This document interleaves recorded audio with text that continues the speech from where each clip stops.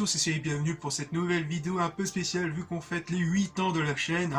Et comme une petite d'habitude, je pense que ça va devenir vraiment une habitude, une petite FAQ pour fêter ces 8 longues années sur YouTube. Ça a toujours été assez spécial de l'anniversaire de la chaîne. Généralement je fais des petites vidéos vite fait, de toute façon vous verrez, pour tous ceux qui sont nouveaux, pour tous ceux qui viennent de débarquer, des petites vidéos à droite à gauche pour fêter les différentes façons de la chaîne. Même si c'est un côté un peu gênant les revoyant un peu, c'est vrai que c'est assez particulier, mais bref. Donc un peu comme l'année dernière, j'avais fait une FAQ, donc merci à tous ceux qui ont aussi joué le jeu, donc je pense qu'il y avait déjà un peu tout dit. Merci aussi à ceux déjà aux nouveaux venus, merci d'être abonnés, merci que le contenu vous plaît, etc. J'espère que ça va bien continuer par la suite. Bref, donc, on va commencer par la première question qui vient d'Instagram, de Yacine. Les enfants, c'est pour quand? Faut que je trouve déjà la fille.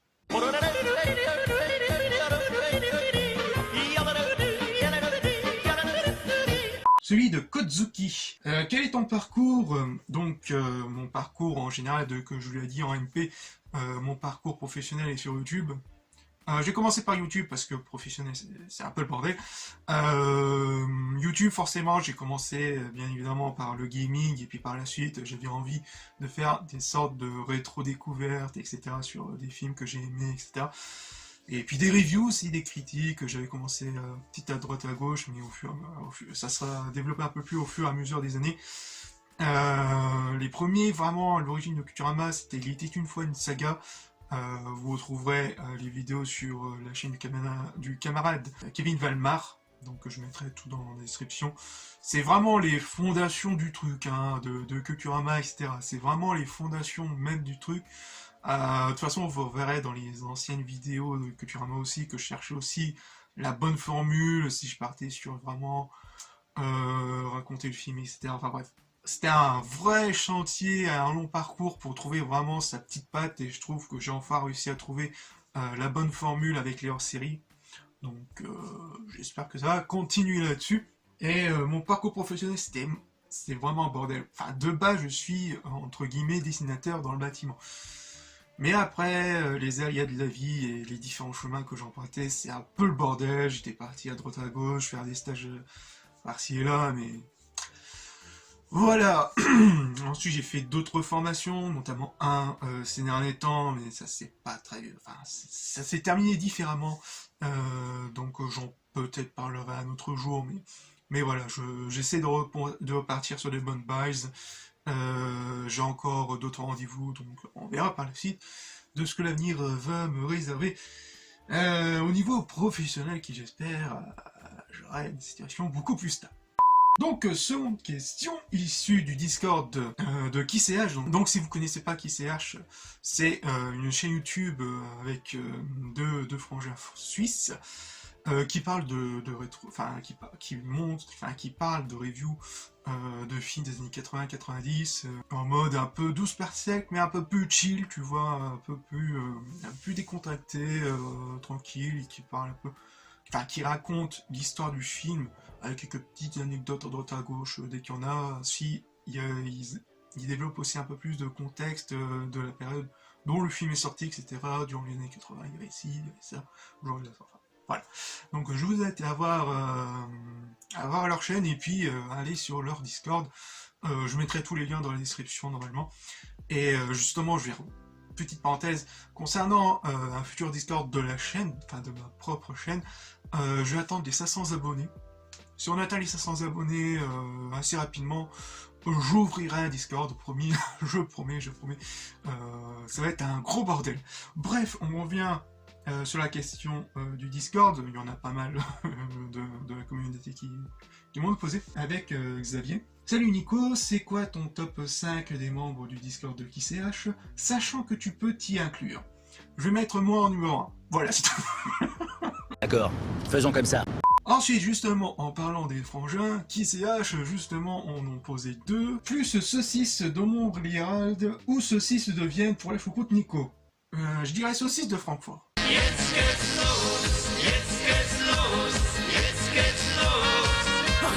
Arrêtez, pour l'amour de Dieu, arrêtez.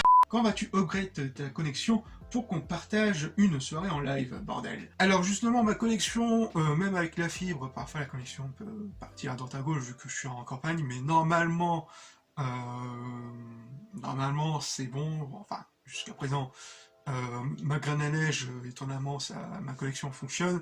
La dernière fois, c'est vrai, j'étais passé sur leur live, et ça s'est pas très bien passé parce que j'étais sur mon téléphone, donc peut-être avec le PC, faudra tester, vous m'envoyez un message ou quoi, il n'y a aucun problème hein, pour qu'on fasse un peu l'expérience. Donc cette fois-ci, je retentais avec le PC.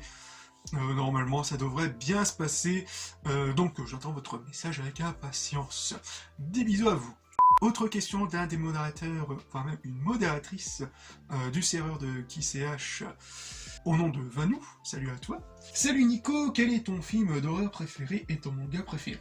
Bon, le manga, c'est clair et net, j'hésite entre City Hunter et Berserk. C'est petit penchant pour Berserk. Voilà, mon petit penchant pour Berserk. Ensuite, comme film d'horreur, c'est vrai que je regarde très peu de films d'horreur. C'est pas vraiment le domaine qui me kiffe vraiment, même s'il y a tout de même quelques films à part comme Halloween et autres. Film d'horreur, ouais, je dirais Evil Dead 2, de tête, Evil Dead 2, j'aime bien ce côté horreur un peu avec comédie qui mélange bien le truc du genre et... Ouais non, je dirais Evil Dead 2. Ouais, comme autre film d'horreur que j'aime bien, il y a aussi 28 jours plus tard, franchement j'ai bien kiffé, je pense que j'en parlerai prochainement de ce film culte que j'aime bien. C'est un film de zombies assez bien particulier.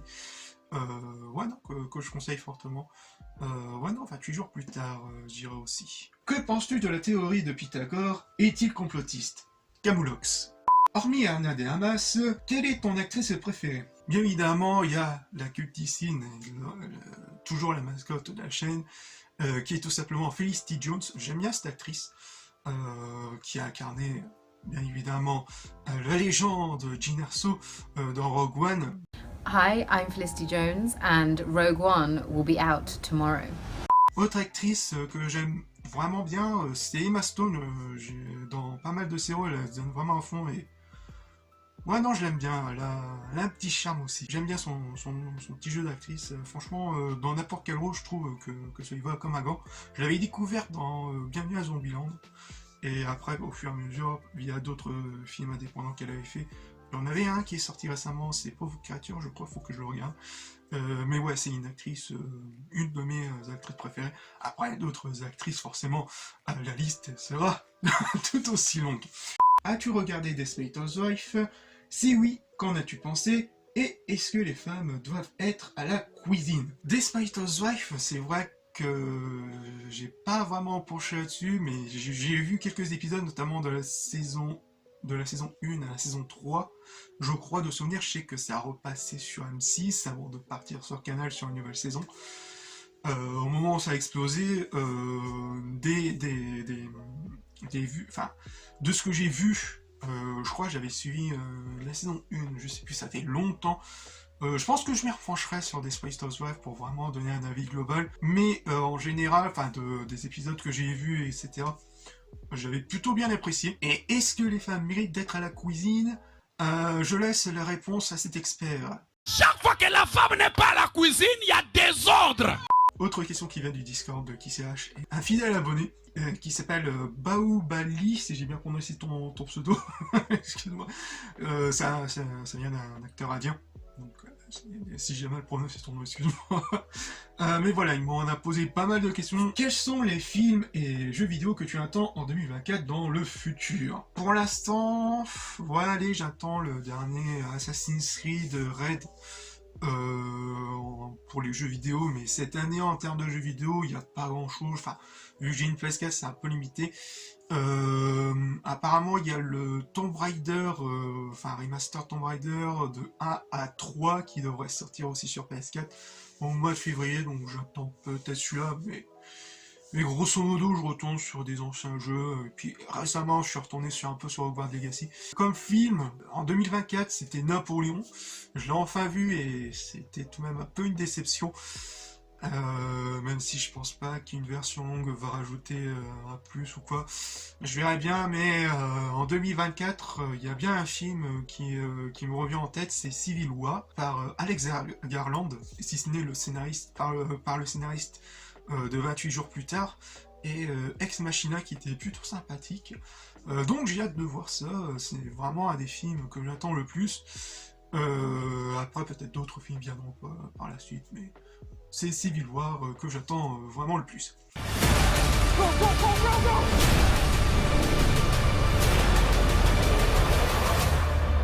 God bless America.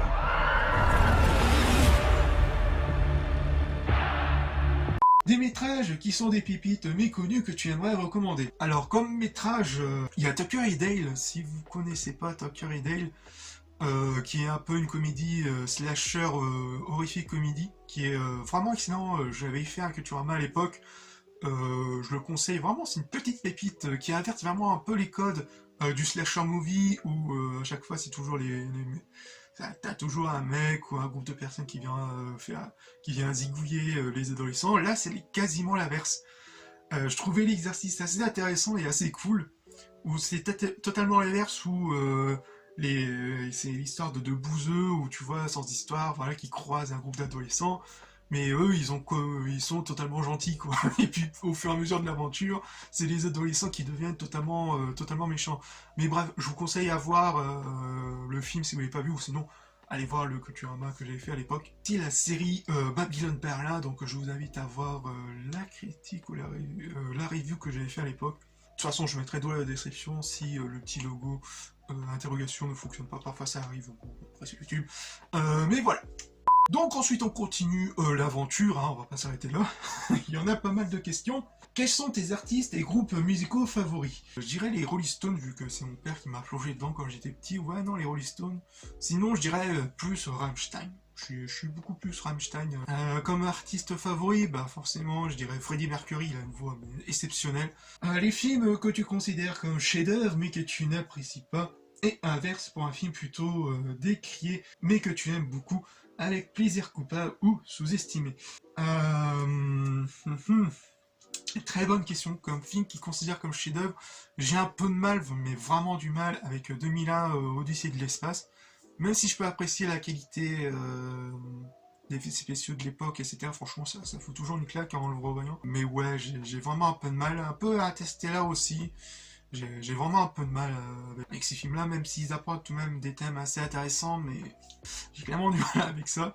Bonjour, ici le Nicolas du futur. Alors, mon autre moi du passé, c'est totalement gouré de films, hein, donc je me permets de rectifier le tir. Donc en termes de films de plaisir coupable, j'en ai deux qui reviennent en tête. Il y a le film Assassin's Creed, que malgré ses nombreux défauts, je l'apprécie tout de même. Il y a tout de même certains points qui sont assez de qualité, mais bien évidemment, c'est bien dommage qu'ils sont passés à côté de quelque chose qui aurait pu être un peu plus développé, notamment en termes du personnage de Aguilar, et qui est voire même dans l'ADN des Assassin's Creed d'explorer beaucoup plus le passé que le présent. Ils auraient pu faire au moins 50-50 ou même 75, enfin quasiment 75% et le reste dans le passé et puis ensuite dans le présent. C'est un peu dommage, mais c'est un de mes plaisirs un peu coupables. Et le second film qui est tout simplement Star Wars Solo Story, c'est un film beaucoup plus sympathique. Allez, c'est un petit film du dimanche, comme j'aime les appeler, c'est tu te fais chier, allez, un petit film d'aventure, SF, tranquille. Bien évidemment, je vous conseille notamment la lecture de la trilogie de Han Solo, issue de l'univers légende, qui est, on va dire clairement, 1000 fois mieux que ce qu'il nous racontait, mais voilà. C'est le petit plaisir que je mate parfois le dimanche, tant que j'ai rien à regarder. Voilà. Quel est ton premier souvenir de salle de cinéma? Donc le premier film que tu as vu au cinéma et la meilleure expérience de cinéma que de ta vie. De souvenirs, je vais avoir 7 ans. C'était, 2001. Je crois que c'était Harry Potter, l'école des sorciers, c'était mon premier de souvenir, c'était première séance de cinéma de souvenir. Hein. J'hésite un peu avec Star Wars épisode 1. Mais je crois que Star Wars épisode 1, j'ai plus de souvenirs en le revoyant en VHS. Mais ouais, non, le souvenir que j'avais plus, c'était pour Harry Potter. Et la meilleure séance de ma vie, ouais, non, je dirais pour Star Wars épisode 3. Quand j'étais au cinéma, c'était le feu, t'avais tout le monde. Il y avait quelques fans à droite à gauche qui mettaient un peu l'ambiance. Ouais, non, c'était assez cool. Et le film, voilà, au cinéma, c'était vraiment une grande claque dans la gueule. Quels sont les films de ton enfance, ceux qui t'ont fait aimer le cinéma? Forcément, j'avais fait une vidéo il y a longtemps, je sais plus comment elle s'appelle déjà. Mes films préférés ou top 10 ou quoi, je mettrai encore dans la description ou là. Le film qui m'a fait forcément le plus aimer le cinéma, qui m'a fait découvrir le cinéma et dans lequel j'ai plus kiffé, c'était le film Stargate de Roland Emmerich. J'avais fait une hors-série et un Culturama à l'époque, mais ouais, c'est le film qui m'a fait aimer le cinéma. Je me rappelle, j'avais encore... il y avait avant, dans l'ancienne maison de mes parents, il y avait une grande boîte il y avait un carton avec pas mal de VHS, avec des films de mon enfance, etc. Ça va revenir avec une autre question bien plus tard. Et puis j'avais trifouqué à droite à gauche, et il y avait Stargate, ça m'avait intrigué, déjà il y avait l'affiche originale qui m'avait vraiment donné envie, et vraiment, franchement, c'était un vrai plaisir, un vrai égal, encore le revoyant aujourd'hui, même en faisant les vidéos dessus, etc.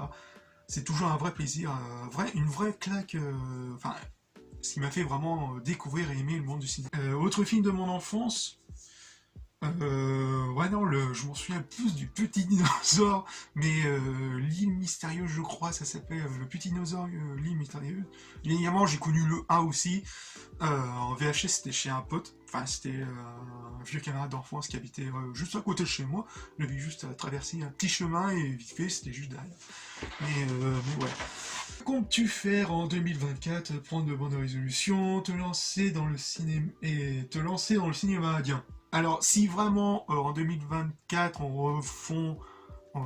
si vraiment en 2024 on reçoit la même période pourrie du cinéma en 2020 qu'on a subi en 2023, je pense que vu les dingueries que tu as partagées, je pense que je vais peut-être me pencher là-dessus si vraiment en 2024 c'est encore totalement de la merde niveau séries, films et autres.